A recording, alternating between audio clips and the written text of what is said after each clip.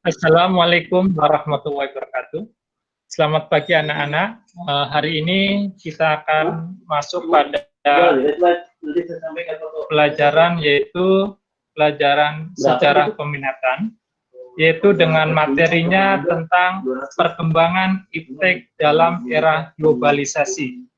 Adapun KD yang akan hari ini bahas yaitu tentang mengevaluasi perkembangan iptek dalam era globalisasi dan dampaknya bagi kehidupan manusia. Adapun indikator yang akan dicapai hari ini adalah mendeskripsikan pengertian tentang iptek. Yang kedua, indikatornya adalah mengevaluasi sejauh mana iptek dalam era globalisasi pada masa era Orde Baru pada rezim Soeharto. Nah, pada materi ini kita masuk pada bab yang kedua adalah perkembangan iptek dalam era globalisasi. Iptek adalah kepanjangan dari ilmu pengetahuan dan teknologi. Iptek itu sendiri adalah suatu sumber informasi yang memberikan suatu pengetahuan pada manusia dalam bidang teknologi. Bagaimana perkembangan iptek di negara Indonesia? Indonesia adalah sebagai negara agraris dan juga negara maritim. Ditinjau dari segi perkembangan iptek, Indonesia semakin meningkatkan dari waktu ke waktu. Hal ini tersebut adanya bukti dengan adanya revolusi hijau dan peluncuran satelit kelapa yang semakin memperlancarkan jaringan komunikasi di Indonesia. Selain itu juga perkembangan iptek digunakan dalam persenjataan pada Perang Dunia II dan Perang Dunia. Kalian ingat ketika peristiwa Perang Dunia II, di mana Amerika Serikat atau sekutu melakukan bom atom Hiroshima dan Nagasaki, yaitu pada tanggal 8 dan tanggal 9 Agustus 1945. Maka disitulah peristiwa yang sangat sejarah untuk melakukan persiapan-persiapan, yaitu dengan namakan BPUPKI. Apa yang BPUPKI? Ada yang tahu? Tahu. Ya, silakan. Apa BPUPKI? Badan Penyelidik. Badan Penyelidikan Usaha Persiapan Kemerdekaan Indonesia. Oke, bagus. BPUPKI adalah Badan Penyelidik Usaha Persiapan Kemerdekaan Indonesia. Nah, ini adalah salah satu badan yang dibentuk oleh Jepang untuk mempersiapkan daripada kemerdekaan Indonesia. Begitu juga dalam bahasa Jepangnya apa? Teman. Apa, Pak? Teman? Ya, Pak. Ada Pak. Apa bahasa Jepang BPUPKI? Sebentar, Pak. Jepang,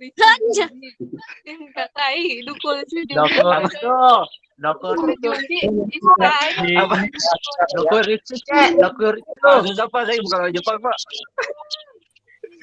Ya.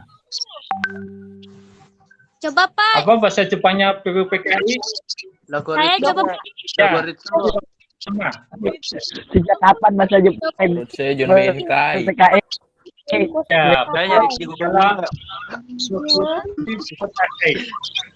mana pada pemuda-pemuda Indonesia membentuk adanya suatu BPUPKI, yaitu ada Badan Sendendan, dan Aiko, Peta, Jawa Kepokokan. Ini adalah salah satu dari organisasi yang akan membantu Jepang dalam melawan perang Amerika Serikat. Nah, contoh ini ada yang selamat datang sama bergabung dengan hari ini. Ya, ini dalam perkembangan daripada contohnya. Nah, ilmu pengetahuan muncul sebagai akibat dari aktivitas untuk memenuhi kebutuhan hidup manusia, baik kebutuhan jasmani maupun kebutuhan rohani. Kemajuan iptek tidak dapat dipisahkan dari lembaga pendidikan Ya, selamat datang untuk Rehan Antoni Rakasi, ya, selamat bergabung. Kemajuan iptek tidak dapat dipisahkan dari lembaga pendidikan. Pada abad ke-20, peran iptek sangat berarti bagi lembaga pendidikan. Iptek berpengaruh besar dalam industri, informasi, komunikasi, transportasi, dan pertanian. Nah, coba berikan bagaimana sih perkembangan iptek di Indonesia? Ada yang bisa menjelaskan? Cuma Pak, ulangin Pak. Bagaimana perkembangan iptek di Indonesia? Kompo. Ya, silakan. Begini Pak. Salman? Badan saya lebih jadi kan Pak. Kenapa Pak? Ilham baru bergabung. Ya, bagaimana perkembangan iptek di Indonesia? Ini ayat. Berarti ini madu dari. Silakan Muhammad Rifki menjawab. Cuman, Apa Pak? Parah icing ayat icing parah. bagaimana di Indonesia? Ya, perhatikan perkembangan Indonesia tertinggal jauh dan sangat memprihatinkan dibandingkan dengan negara-negara Eropa dan Amerika Serikat. Di negara-negara Asia, misalkan Jepang dan Cina, apa sih faktor penyebab perkembangan iptek Indonesia mengalami suatu kemunduran? Tidak seperti negara-negara Jepang, Cina, Amerika. Ada 3 faktor. Yang pertama, masih terbatasnya orang Indonesia yang mendapat pendidikan barat, terutama pendidikan tinggi. Yang kedua, kurangnya keinginan dari pemerintah maupun perusahaan swasta yang ada di Indonesia untuk melakukan alih teknologi. Adapun faktor yang ketiga, tidak adanya inovasi teknologi yang berarti di dalam masa Indonesia, iptek Indonesia mulai berkembang di tanda adanya perguruan tinggi dan pusat penelitian. Ya, nah 3 faktor itulah mengapa perkembangan Indonesia belum maju. Walaupun dulu ada B.J. Habibie, Kemenristek, ya, karena adalah salah satu B.J. Habibie sekolah di Jerman, maka karena dia pendidikannya sangat bagus, maka diangkat sebagai Menteri Menristek. Ya, ini adalah 3 faktor penyebab kenapa perkembangan itu Indonesia mengalami suatu kekalahan dengan negara Jepang, negara Cina ini. Ya, ini dalam perkembangan iptek di Indonesia. Nah, dari materi iptek ini, tentunya ada dampak positif dan ada dampak negatif daripada perkembangan iptek di Indonesia. Coba silakan yang mau menjawab dampak positif perkembangan iptek di Indonesia apa? Contohnya. Salman, silakan mau jawab. Yep. Sebentar Pak. Dampak positif apa Pak? Dampak positif perkembangan iptek di Indonesia contohnya. Memberi kemudahan, Pak. Memberikan kemudahan. Oke, betul. Ada lagi? Memperluas akses berbagai informasi. Ya, bagus. Adalah memperluas akses ya dalam aktivitas kehidupan manusia. Cakep, ini. Lanjut, apa lagi? Rehan, gimana Rehan kabarnya? Yang punya musola? Makin majunya peradaban, Pak. Semakin majunya, ya perusahaan. Oke. Saya kira ya. Nah, bagus. Ya. Sebenarnya banyak sekali dampak positif perkembangan iptek seperti mempermudah meluasnya berbagai informasi, jaringan-jaringan, ya. Terus bertambahnya pengetahuan dan wawasan, pandangan jauh ke depan. Ini ada yang masuk lagi. JH, atas nama siapa nih JH nih? Apa nggak tahu nih, JH itu. Oke ya, ini adalah dampak positif daripada perkembangan iptek. Nah, karena di sini ada dampak positif, tentunya ada dampak negatif dengan tradisi-tradisi budaya-budaya tradisional itu lebih suka ke barat-baratan, minum-minuman keras, ya. Akhirnya lalu bagaimana kita untuk bisa mengatasi hal ketimpangan dalam era globalisasi ini yang menimbulkan semacam akidahnya. Satu, harus banyak mendirikan sekolah-sekolah madrasah. Ya. Yang dua,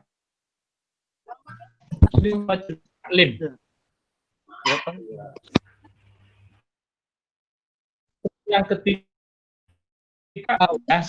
inilah yang harus kita ubah mindset cara berpikir kita yang feodal, ya.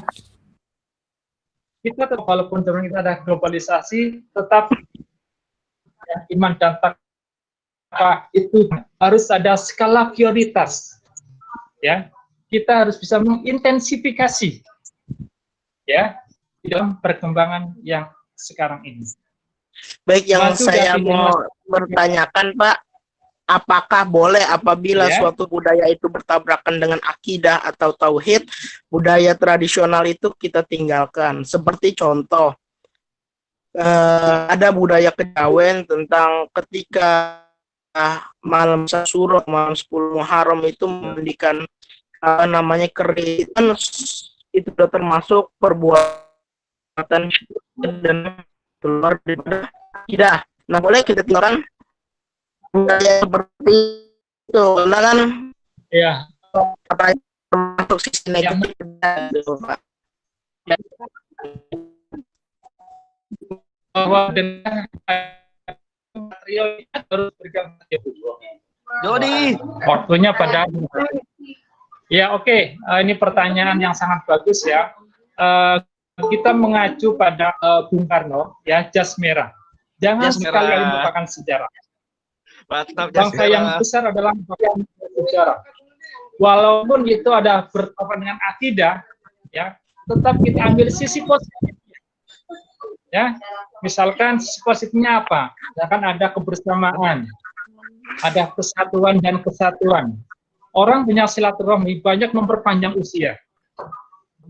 Ya, sedangkan negatifnya, ya, yaitu yang bertentangan dengan akidah, yang al-Qur'an sunnah, itu harus dibuang jauh-jauh.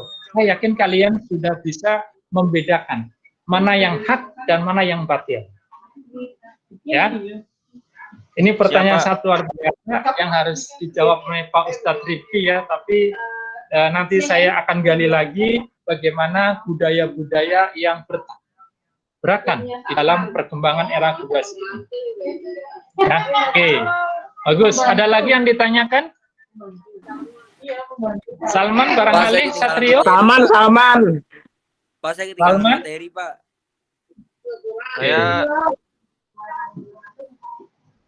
Saya cukup menyimak saja, Pak. Menyimak saja, oke, ya. Kita lanjutkan pada revolusi hijau. Ya. Bahwa revolusi hijau ini merupakan bagian daripada iptek, ya. Apa sih yang latar belakangi revolusi hijau? Nah, kita tahu dulu arti daripada revolusi hijau. Re artinya kembali. Revolusi adalah perubahan cepat. Perubahan yang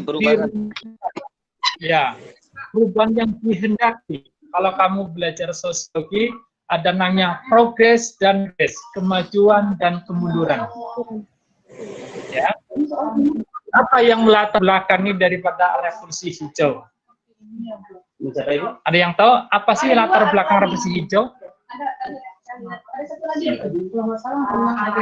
Silakan ada yang jawab, Salman. Latar belakang daripada revolusi hijau dilatar belakangi karena terjadinya suatu kesenjangan, terjadinya ketimpangan antara jumlah penduduk Indonesia dengan lahan pertanian itu tidak seimbang, tidak sinkron.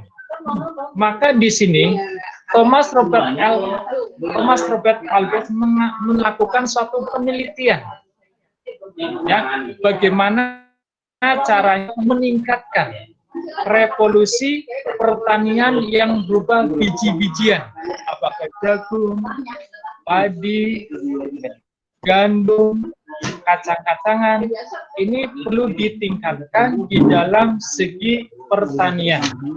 Dengan demikian, maka akan terjadinya varietas-varietas yang berupa biji-bijian yang bisa meningkatkan sumber daya daripada alam Indonesia. Ya, ini latar belakang daripada lahirnya revolusi hijau karena ketidakseimbangan antara jumlah penduduk Indonesia dengan lahan pertanian. Maka dilakukan semacam penelitian oleh Thomas Herbert Malthus, yaitu tahun 1766 sampai 1834.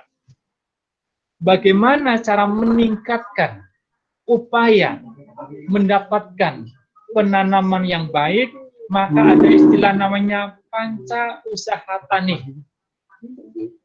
Tahu panca? Panca artinya apa? Nggak tahu, Pak. Sila. Ada berapa sila? 5. Iya, bagus. Nah, apa salah satu isi daripada panca usaha tani? Untuk menghasilkan varietas-varietas tanaman yang baik dalam bibit unggul.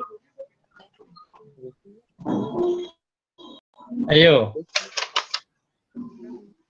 Nggak tahu, Pak. Ya, yang pertama adalah pemilihan bibit unggul yang baik.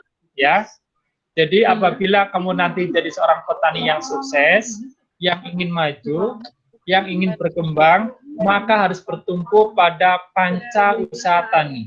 Pertama, pemilihan bibit yang baik. Ya, jika pemilihan bibit yang baik, maka hasilnya akan baik. Istilahnya, kalau kalian memilih jodoh harus bibit, bebet, dan bobot. Seperti itu.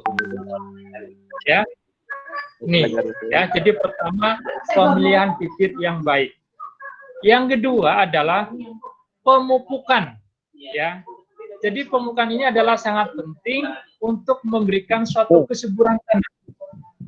Tuh, pemupukan.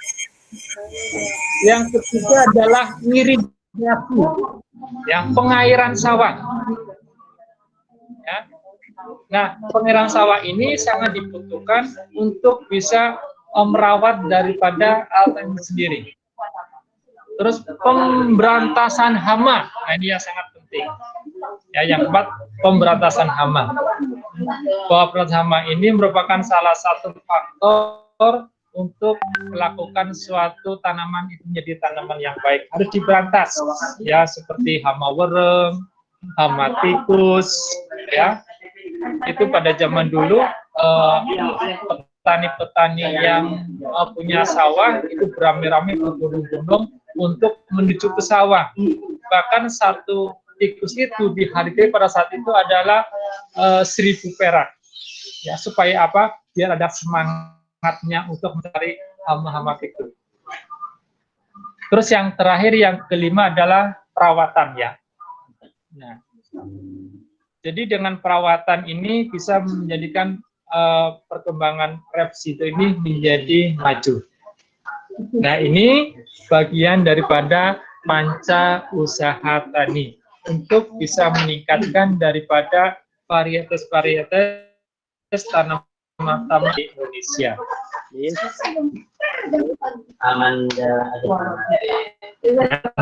Boleh bertanya Bapak Muarif? Oke, silakan. Siapa nih? Raihan. Oh, Raihan, ya. Silakan Raihan. Yang punya masalah, ya.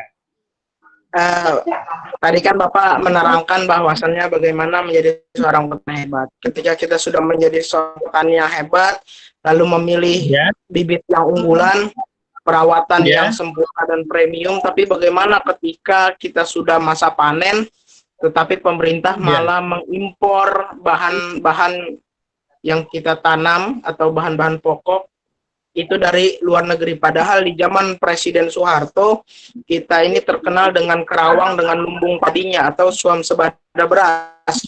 Karena sekarang beras jadi diimpor. Bagaimana Bapak solusinya? Ya, terima kasih atas pertanyaan Rehan yang Kacau. Halo, Muhammad Rizky. Iya Pak, benar Pak. Bentar. Yang cimen. Di saha eta? Halo, Muhammad Rizky. Anyun itu. Orang ganteng nggak bisa diam. Kacang kuaci permen. ABK. Tolong yang nggak ditanya diem ya, jaga protokol PJJ. Yang banyak suara yang nggak ada manfaatnya dianggap alfa.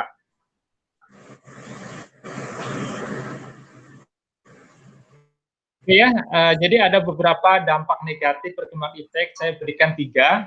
Yang pertama adalah bisa mempengaruhi pola berpikir manusia.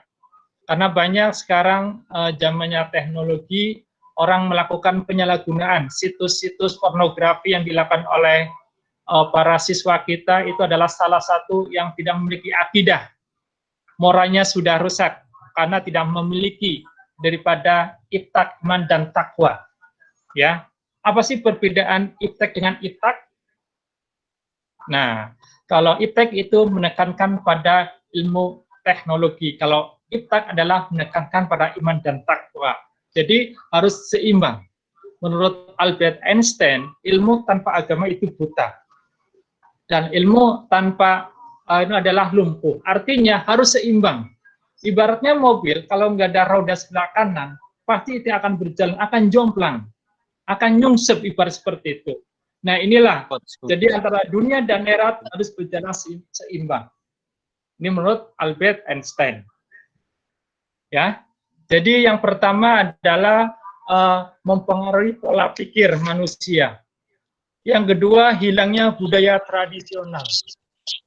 Kalau kita amati sekarang bahwa budaya kearifan lokal itu sudah mulai musnah, sudah mulai pudar, dimasuki budaya-budaya barat. Sekarang panggil ibu papa, manggilnya papi dan mami. Ini adalah salah satu bagian daripada pola pikir budaya barat yang tradisional sudah dibuang jauh-jauh. Padahal tidak semua yang lama-lama itu adalah negatif. Ya, nah ini adalah hilangnya budaya tradisional. Yang ketiga, banyak menimbulkan berbagai kerusakan. Munculnya pabrik-pabrik, ya, ini bisa polusi udara, bisa limbah, suara-suara yang bising. Ini merupakan bagian daripada dampak daripada perkembangan iptek yang ada di Indonesia. Dengan semakin berkembangnya iptek Indonesia, maka informasi dan komunikasi Indonesia juga sudah berkembang ya di era globalisasi pada masa sekarang ini.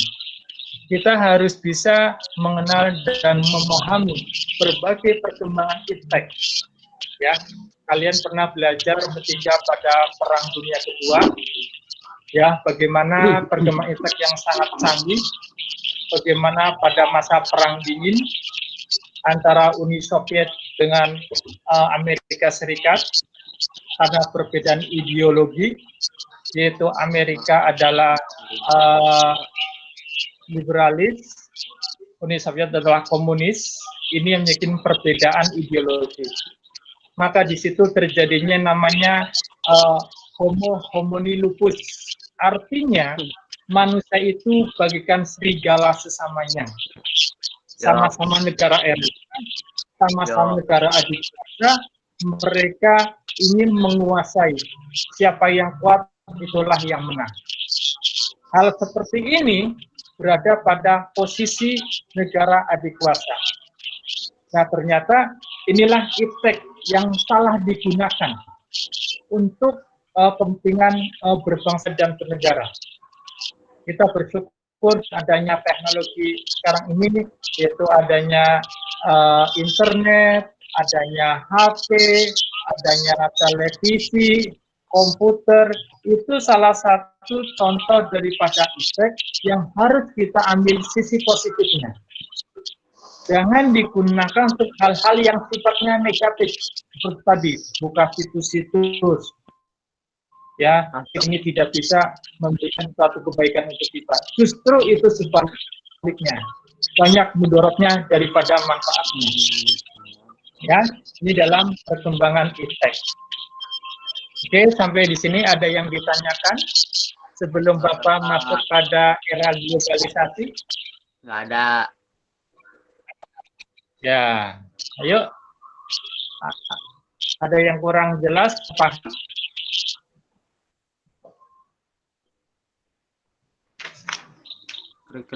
Krik. Lanjut Pak, lanjut. Oke, kalau nggak ada, Bapak akan masuk tentang era globalisasi. Apa sih Pak. pengertian era? Apa itu era? Era itu adalah zaman, Pak. Iya, bagus. Salman. Era itu adalah zaman atau kurun waktu. Ya, terus globalisasi. Apa itu globalisasi? Jawab dong. Ayo yang lainnya, Ejilion. Perputaran waktu. Ya, perputaran waktu. Yang lainnya? Globalisasi adalah proses integrasi Sisi. internasional yang terjadi karena pertukaran pandangan dunia, Pak. Ya, oke, bagus. Internasional karena pandangan dunia. Atau bisa suatu zaman di mana ini sudah mengalami perubahan yang sangat pesat ya dalam era globalisasi. Ini sangat penting sekali ya dalam era globalisasi, sebagaimana pada kemajuan iptek pada masa Orde Baru, yaitu ada industri pesawat terbang, ya Nusantara, terus ada PT-PT PAL, ya, terus ada PT Inan. Ini adalah bagian daripada perkembangan dari iptek. Ya, ada teknologi persenjataan, ada pengembangan asteroid, ada tank-tank, senjata nuklir. Ini merupakan bagian daripada iptek, ya, iptek pada masa sekarang ini. Nah, kita maju pada era globalisasi bahwa Indonesia adalah sebagai negara kelautan atau maritim dan juga negara agraris. Bagaimana perkembangan pada zaman dulu, Indonesia memecah sawah yaitu dengan sistem kerbau. Nah, karena sekarang modernisasi, era globalisasi seperti ini, sistem kerbau sudah ditiadakan, yaitu dengan menggunakan traktor atau yang namanya quick. Tahu kan quick? Diva, Ya itu. Zaman dulu padahal kalau dilihat dari sisi positifnya, bahwa sistem kerbau atau sapi lebih bagus, ya karena itu ada pupuknya. Sedangkan kalau menggunakan traktor itu banyak bensin atau solar yang terjatuh, itu yang menjadikan tanah itu kurang subur. Oh iya. Ya, jadi ada sisi positif. Pak, boleh saya bertanya, Pak? Oke, silakan. Ya, silakan, Salman. Rehan, Pak, bukan Salman. Oh, Rehan. Ya, silakan. Ya, saya mau mundur sedikit ke belakang. Tadi Bapak mengatakan perkembangan daripada imtak itu mempengaruhi daripada budaya. Lalu bagaimana dengan budaya akan hilang, akan pudar budaya tradisional? Lalu bagaimana dengan budaya yang itu bertabrakan dengan akidah Islam? Apakah itu termasuk daripada sisi negatif penyebaran daripada imtak? Mohon Bapak penjelasannya. Oke, terima kasih, pertanyaan yang sangat luar biasa yang harus saya jawab, bahwa banyak terjadinya suatu penyimpangan-penyimpangan, banyak terjadinya disintegrasi, karena pada dasarnya manusia sekarang ini sudah tidak memiliki moral, karena tidak didasari dengan takman dan takwa. Nah, inilah yang harus kita lakukan, bahwa zaman sekarang ini harus banyak membaca Al-Quran, sering sholat, ya, untuk bisa menjadi iman dan takwa. Apalagi didasari dengan evaluasi. orang sudah kebaikan para petani, maka petaninya ini akan malas menanam. Apalagi zaman sekarang ini, ya, yang tadinya lahan pertanian menjadi pusat-pusat ruko, pertokoan, jadi mal-mal, ya, rumah subsidi.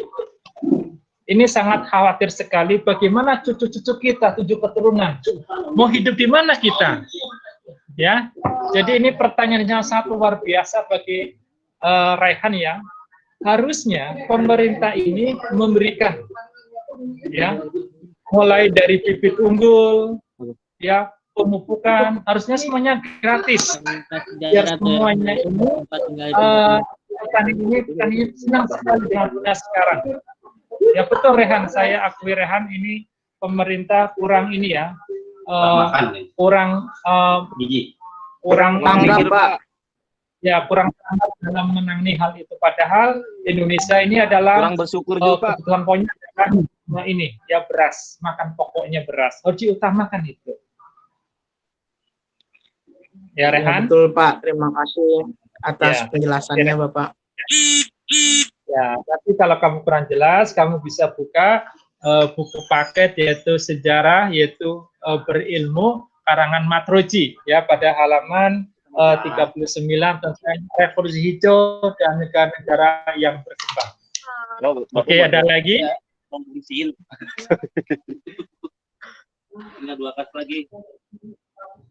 Ada yang ditanyakan lagi tentang revolusi hijau?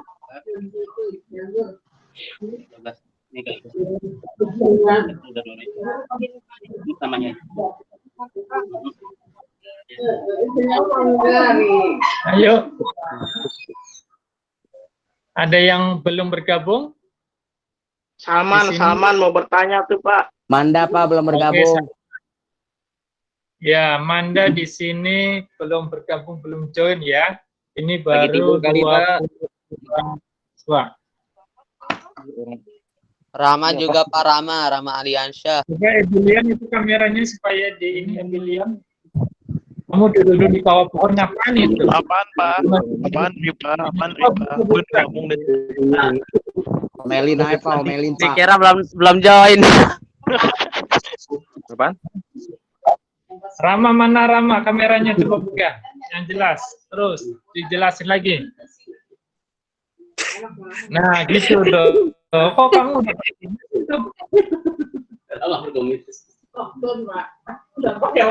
Rifa? Halo Rifa, kameranya mana Rifa? Rehan, kamera Rehan. Ripa. Yang punya baru? Kayaknya nggak usah pakai kamera deh Pak. Udah gantengan. Pak, saya mau nanya Pak. Betul Pak. Ya. Oke, kalau nggak ada pertanyaan. Pak, saya mau nanya Pak. Dikacangin. Kasian. Kacang. Kesimpulan pada materi ini bahwa Apa saya mau nanya ya Allah. ini adalah sangat Dikacangin. Bapak, Dikacangin. Salman mau nanya apa Salman? Halo makhluk. Pak Salman mau nanya Pak. Ini sudah ada aturan ya bagi yang berisik, yang ribut, alfa ya. Dengarkan baik-baik. Ini Amanda baru masuk nih. Kemana nih Amanda nih? Udah mau selesai. Tutup. Bapak saya mau nanya dong. Habis beli boba Pak, Amanda, kenapa baru join? Punya sekolahan Pak. Yang punya sekolahan. Halo, Amanda.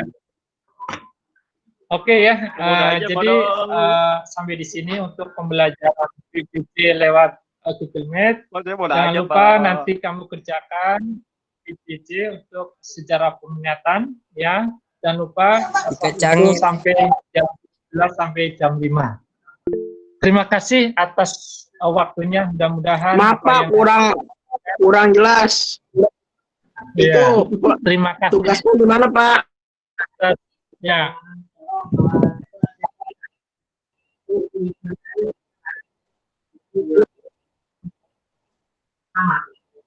Foto.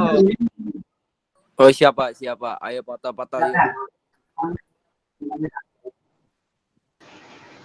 Kamera dinyalain ya. Pakai dulu. Coba dinyalain semua. Hari ini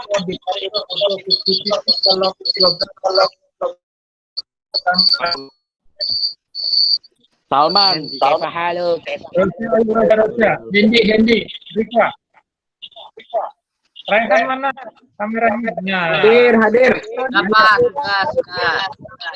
Insyaallah Rehan. Baik. Rehan. Rehan. Hadir. Dapat. Jangan lagi. Masya Allah, aneh kangen sekali. Rehan. Loh, Rehan udah muncul nih. Kamu kasih.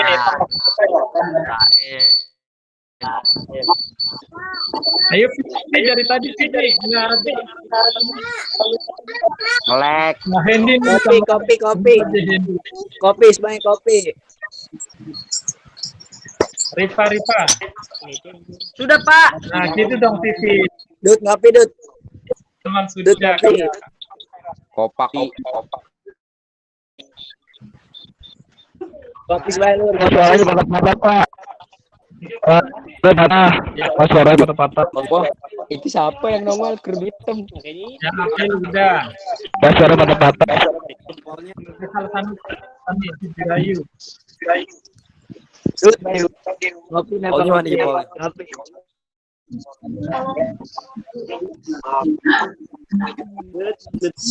Ya. Terima kasih atas waktunya. Ini melaksanakan PSBB lewat Zoom. Mudah-mudahan di balik hari ini sambil jangan lupa kita Amin.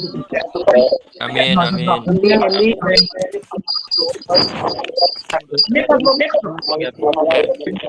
mana jawabannya?